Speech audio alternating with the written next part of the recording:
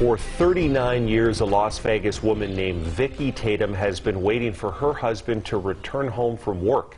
Vince Tatum was a corrections officer sergeant at the state prison near Indian Springs and was investigating possible criminal activity by fellow officers. Now, Metro cold case detectives have the names of the main suspects, but they need help in resolving this mystery. The I-Team's George Knapp has our story. He was a family man.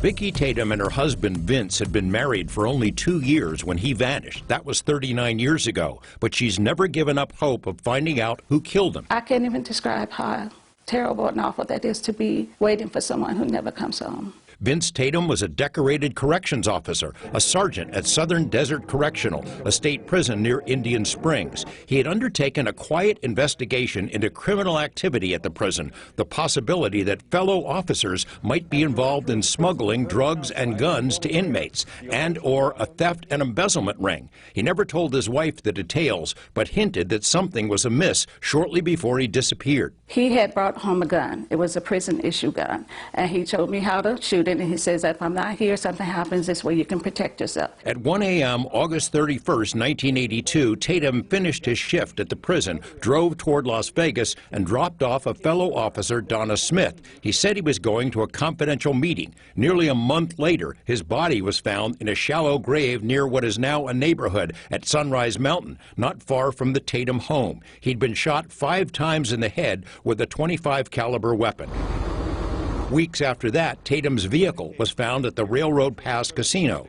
Police suspicions focused on fellow officers, including Corrections Lieutenant Lovell Gaines, at the time the president of the local NAACP, and Officer Clyde Johnson, as well as Donna Smith. Metro questioned all 3 multiple times, and they were placed on extended leave. Gaines, who had been to the Tatum home for dinner, clammed up and declined to turn over a handgun he owned for testing, a .25 caliber. I know there are limits on what you can say, but those names obviously appear in that file somewhere, don't they? Sure. Yes, they were interviewed.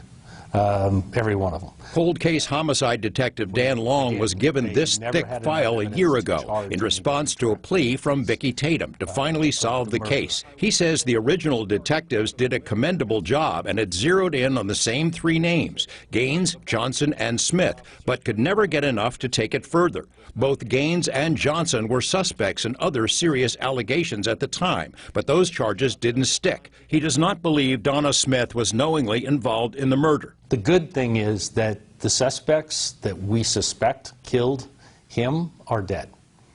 So the threat level it's much lower. Both Lovell Gaines and Clyde Johnson died years ago. Johnson reportedly made a deathbed confession, but police can't prove it. If you do know something, like I said, we can solve this case and give the family some peace. I feel like I've been waiting almost 40 years. I feel like that prison at least owes me an explanation. George Knapp, 8 News Now.